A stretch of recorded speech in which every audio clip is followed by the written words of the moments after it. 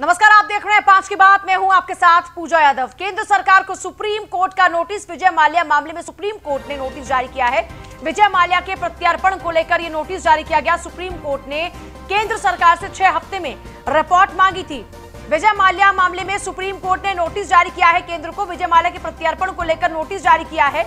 विजय माल्या के मामले में सुप्रीम कोर्ट ने केंद्र सरकार से 6 हफ्ते में रिपोर्ट मांगी है। मामले को लेकर विजय माल्या के प्रत्यार्पण को लेकर सुप्रीम कोर्ट का केंद्र को नोटिस। केंद्र सरकार को सुप्रीम कोर्ट से नोटिस मिला है। विजय माल्या मामले में सुप्रीम कोर्ट ने यह नोटिस जारी किया है और विजय माल्या के प्रत्यार्पण को लेकर यह नोटिस जारी किया गया है और इसके लिए 6 हफ्ते दिए गए हैं। 6 हफ्तों के भीतर सरकार को रिपोर्ट देनी होगी सुप्रीम कोर्ट के सामने। केंद्र सरकार का सुप्रीम कोर्ट की ओर से नोटिस रिसीव हुआ है। केंद्र सरकार को विजय माल्या मामले में सुप्रीम कोर्ट ने नोटिस जारी किया है।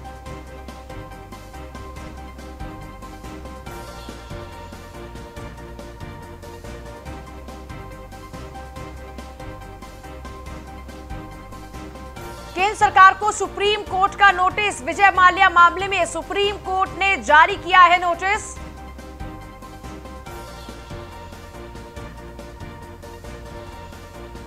सुप्रीम कोर्ट ने केंद्र सरकार से 6 हफ्तों में रिपोर्ट मांगी है।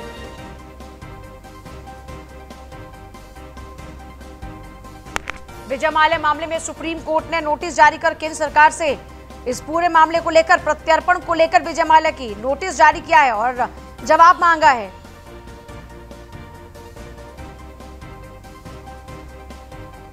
केंद्र सरकार को सुप्रीम कोर्ट का नोटिस। एक बार फिर से आपको अपडेट दे रहे हैं।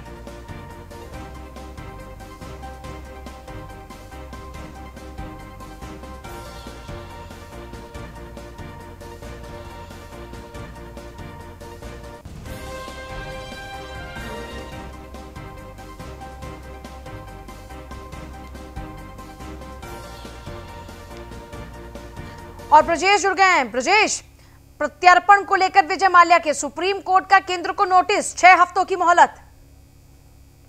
देखिए, सबसे बड़ी बात यह है कि विजय माल्या के प्रत्यार्पण को लेकर के केंद्र सरकार शुरुआती दौर पर तेजी से कवायद करती हुई दिखाई दी, लेकिन उसके बाद अचानक इस पूरे मामले में कोई बहुत तेजी नहीं देखी गई। इसके बाद अब सुप्रीम कोर्ट ने केंद्र सरकार से विजय माल्या के प्रत्यार्पण को लेकर के पूछा है और सबसे बड़ी बात यह है कि 6 सप्ताह का टाइम दिया गया है और उसके बाद ये तय होगा कि आखिर किस तरीके से जो है सुप्रीम कोर्ट में हलफनामा दाखिल करेगी केंद्र सरकार की आखिर प्रत्यार्पण को लेकर, विजय माल्या के प्रत्यार्पण को लेकर अब तक क्या कुछ कार्रवाई की गई है और उसमें अब तक कितनी प्रगति है। क्योंकि विजय माल्या को प्रत्यार्पण करके देश लाने की कवायद लंबे समय से जारी है, लेकिन अभी तक इस पे कोई भी कामयाबी केंद्र सरकार को नहीं मिली है। और उन तमाम बैंकों के पैसे जिनके पैसे लेकर के भागा है, उन तमाम जो है निवेशकों के पैसे चूंकि लगातार डूब रहे हैं और इसको लेकर के सुप्रीम कोर्ट में एक याचिका भी दाखिल की गई थी जिसमें कहा गया था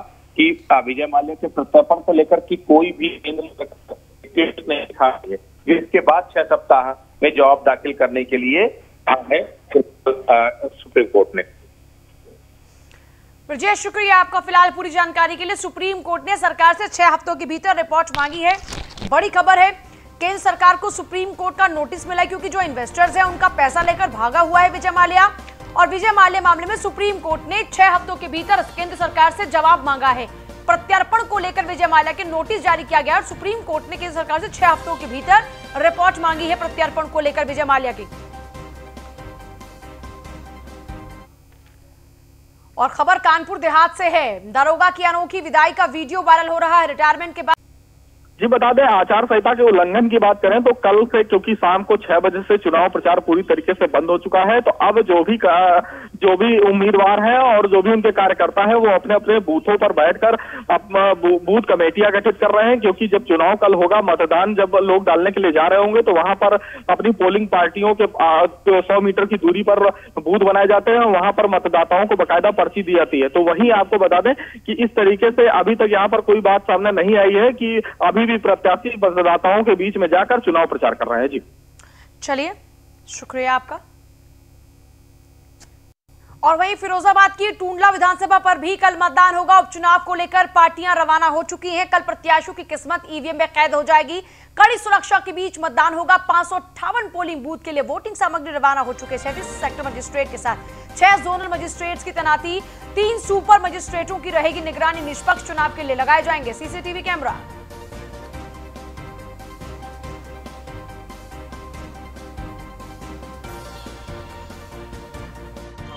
पार्टी आज पुलिस लाइन से रवाना हो रही है और सभी 2-3 मिनट के अंदर अपने गंतव्य तक पहुंच जाएगी। और कल इलेक्शन है, कल सुबह से इलेक्शन प्रारंभ होगी शाम के 6 बजे तक। और यहाँ पर सभी व्यवस्था है और ईवीएम सभी की व्यवस्था। चुनाव है उसके लिए प्रॉपर हमारी ड्यूटियाँ लगी हैं। इसमें 2 प्रकार से हम लोग इसमें ड्यूटीज़ लगाते हैं। एक लॉ एंड ऑर्डर की ड्यूटीज़ होती हैं ताकि पूरे मतदान जो केंद्र हैं और जो विधानसभा क्षेत्र उसमें शांति व्यवस्था बनी रहे।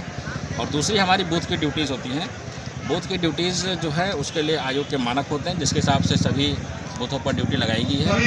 करीब 72 ऐसे अति संवेदनशील केंद्र हम लोगों ने चिन्हित किए हैं जहाँ पे हमारी CAPF का डिप्लॉयमेंट हम लोगों ने किया है। इसके अतिरिक्त जो हमारा पूरा कल के दिन पूरा लॉ एंड ऑर्डर का जो मूवमेंट रहेगा उसमें पूरे हम लोगों ने 3 सुपर जोनल बनाए हैं। उनके अंदर हम लोगों ने 6 जोन्स बनाए हैं और 6 जोन्स में हमारे 37 हमारे जो है सेक्टर्स बने हुए हैं। इन सभी में हमारे वरिष्ठ अधिकारियों की ड्यूटी लगाई गई है जो सभी मतदान केंद्रों पे लगातार भ्रमणशील रहेंगे। हमारा ये प्रयास रहेगा कल कि प्रत्येक मतदान केंद्र पे 15 से 20 मिनट में कोई ना कोई पुलिस की गाड़ी जाके वहाँ पे उन स्थानों को। उपचुनाव के लिए पोलिंग पार्टीज रवाना हो चुकी हैं। अमरोहा में भी कोरोना गाइडलाइंस के तहत ही तमाम कार्य किए जा रहे हैं। डीएम ने मंडी समिति में पोलिंग पार्टीज को निर्देशित किया। 489 पोलिंग पार्टीज उपचुनाव कराएंगी। नौगांव विधानसभा सीट पर कल मतदान होना है। उत्तर प्रदेश की 7 विधानसभा सीटों पर कल उपचुनाव है। उपचुनाव को लेकर मतदान की प्रक्रिया पूरी हो उससे पहले तमाम तैयारियां की जा रही हैं। पोलिंग पार्टीज को ईवीएम के साथ में रवाना किया जा रहा है उनके पोलिंग स्टेशन की ओर। और ये तमाम तस्वीरें आपके सामने है घाटमपुर की, अमरोहा की, इसके अलावा आपने बांगरमऊ की तस्वीर भी देखी। वो तमाम तस्वीरें हम आपको लगातार दिखा रहे हैं जहां पर पोलिंग पार्टीज तैयार हो रही हैं कल के मतदान के लिए। और जो कोरोना की गाइडलाइंस हैं उन गाइडलाइंस का भी पूरा ख्याल रखा जा रहा है।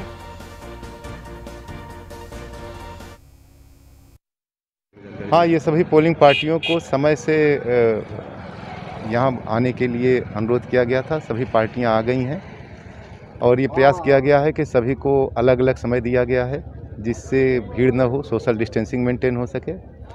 और सभी पार्टियां अपने निर्धारित बसों में तैयार होकर के अपनी सामग्री लेकर के आज ही पोलिंग स्टेशन पे अपने पोलिंग बूथ पे पहुंच जाएंगे और कल सकुशल एवं शांतिपूर्ण ढंग से निष्पक्ष ढंग से चुनाव कराएंगे। हाँ, ये सभी पोलिंग पार्टियों को।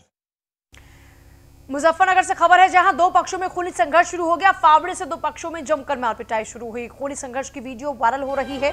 मामूली सा विवाद था जिसको लेकर ये खूनी संघर्ष में तब्दील हो गया। खूनी संघर्ष में दोनों ही पक्ष से कई लोग घायल भी हो गए हैं। सूचना के बाद मौके पर पहुंची पुलिस घायलों को अस्पताल में भर्ती कराया गया।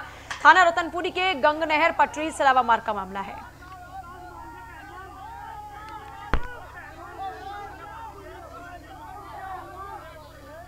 सचिन जौहरी मेरे साथ मेरे सहयोगी जुड़ गए हैं। सचिन, क्या तस्वीर है, क्यों हुई ये लड़ाई, खूनी संघर्ष में क्यों छुटपुट घटना तब्दील हो गई और मामले पर पुलिस का क्या कुछ एक्शन? सचिन, आवाज पहुंच रही है क्या आप तक? शायद संपर्क नहीं हो पा रहा, हमारा दोबारा प्रयास करेंगे सचिन संपर्क साधने का, लेकिन उससे पहले तस्वीरों को जरा देखिए। ये मुजफ्फरनगर की तस्वीर जहां 2 पक्षों में कैसे खूनी संघर्ष हो रहा है, इन तस्वीरों को जरा देखिए। और फिर देखिए कैसे पत्थरबाजी, महिलाएं, बच्चे सब इस खूनी संघर्ष में मौजूद हैं। आप देखिए ट्रैक्टर्स आपस में टकरा रहे हैं और यहां लगाकर शायद रास्ता रोका जा रहा है और फिर उसके बाद में ये दोनों ही जो गुट हैं वो आपस में देखिए कैसे भिड़ रहे हैं। एक आदमी ये ट्रैक्टर पर चढ़कर, इसके हाथ में लाठी है और ये ऊपर से ही सब पर हमला कर रहा है। उसके बाद जरा एक और तस्वीर देखिए, वहां पर जो रखा फावड़ा है, फावड़ा लेकर आ गए और उसके बाद जोरदार तरीके से इस फावड़े से हमला किया जा रहा है। किसी की जान जा सकती थी, गला तक कट सकता था, लेकिन उस सबसे परे यहाँ ये छोटा सा विवाद इतना ज्यादा बड़ा हो गया कि खूनी संघर्ष में ये तस्वीरें तब्दील हो गई और उसके बाद यहाँ पर कई लोग घायल हुए हैं। आप देखिए कैसे बेरहमी के साथ एक दूसरे को पीटा जा रहा है। हाथों में फावड़े, लाठियां लिए जबरदस्त तरीके से एक दूसरे पर हमला कर रहे हैं। जिसका जैसे मौका लग रहा है वैसे दूसरे पक्ष पर हमला कर रहा है। एक तो ट्रैक्टर पर चढ़कर ही हमला कर रहा है और खुद को बचाने की कोशिश भी कर रहा है, लेकिन कुछ लोग पीछे से आ गए हमला करने के लिए। कुछ तो वहां से जान भी बचाकर भाग रहे हैं और कुछ लोग इंतजामात कर रहे हैं इस खूनी संघर्ष में अपनी भागीदारी सुनिश्चित करने के लिए, क्योंकि उनके पास कुछ नहीं, वो निहत्थे खड़े हैं, इसलिए उनके ऊपर हमला ना हो जाए, आसपास में रखे और फावड़ों को लेकर आ जाते हैं और उसके बाद में लड़ रहे हैं। यहाँ पर कुछ कंस्ट्रक्शन चल रहा है, या फिर यहाँ देखिए बहुत सारी मिट्टी रेता आपको नजर आएगा और ट्रैक्टर भी यहाँ पर है। अब वजह क्या रही ये तो राम जाने, लेकिन फिलहाल एक तस्वीर जरा आप दिखा रहे हैं आपको हम, जहां छुटपुट घटना थी, आपस में छोटी सी बात को लेकर संघर्ष शुरू हो गया और ये विवाद खूनी संघर्ष में तब्दील हो गया। सचिन जौहरी मेरे सहयोगी जुड़ गए मेरे साथ में। सचिन, इस पूरे मामले को लेकर अब तक क्या कुछ खुलासा हुआ और पुलिस ने ऐसे लोगों के खिलाफ अब तक क्या कार्रवाई की जो माहौल खराब करने की कोशिश कर रहे हैं? देखिए, आपको बता दूं, मिट्टी खनन को लेकर ये पूरा मामला हुआ था। कुछ लोग मिट्टी खनन कर रहे थे, तभी किसी बात पर विवाद हुआ और विवाद इतना बड़ा कि दोनों पक्ष आपस में भिड़ गए और जो धारदार हथियार थे, फावले वगैरह, वो आपस में खूब जमकर चले। इसमें कुछ लोग घायल भी हुए। पुलिस ने इस मामले में सख्ती दिखाते हुए सख्त कार्रवाई की है, सब पर मुकदमे दर्ज किए हैं और सबकी तलाश की जा रही है। सबको पुलिस पकड़कर जेल भेजेगी। जी चलिए, शुक्रिया। सपा जिलाध्यक्ष नदीम फारूकी की गिरफ्तारी का मामला। जिलाध्यक्ष की गिरफ्तारी से आक्रोशित महिलाओं ने थाने का घेराव किया। सैकड़ों की तादाद में महिलाओं ने थाने को घेरा। पुलिस ने काफी तादाद में महिलाओं को देख थाने का मेन गेट था वो बंद कर दिया और थाने के बाहर काफी तादाद में पुलिस फोर्स तैनात किया गया। सूचना पर सीओ कायमगंज मौके पर मौजूद रहे। कायमगंज सीओ से महिलाओं की नोकझोंक भी हो गई। महिलाएं जिलाध्यक्ष को झूठा फंसाए जाने का आरोप लगा रही हैं।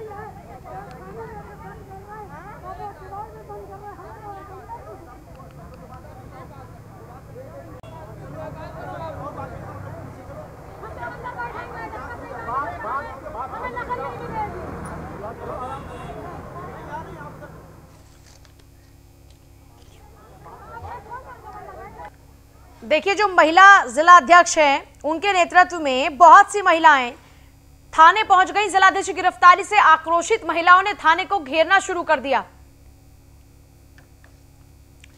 कासगंज के नीबरपुर गांव में ट्रैक्टर आटा चक्की में ब्लास्ट। हादसे में एक बच्चे सहित 5 लोग घायल हो गए। सभी घायलों को इलाज के लिए अस्पताल में भर्ती कराया गया। धड़ल्ले से अवैध ट्रैक्टर, मोबाइल, आटा चक्की चल रही है और इन्हीं में कई बार हादसे हो जाते हैं। हादसे का शिकार कई लोग हो जाते हैं और यहाँ पर भी कुछ ऐसा ही रहा। गनीमत रही कि यहाँ किसी की जान नहीं गई, लेकिन इलाके में धड़ल्ले से अवैध तरीके से ट्रैक्टर, आटा चक्की चल रही है। चाचा की 13वीं थी, उसके लिए आटा पिस रहा था और चक्की गांव की थी। चक्की पार्ट फटने के कारण हम लोग घायल हो गए। कौन सी चक्की थी? आटा पीसने वाली साहब, ट्रैक्टर वाली चक्की थी साहब। चक्की थी साहब गांव। और फिलहाल आपसे इजाजत, नमस्कार।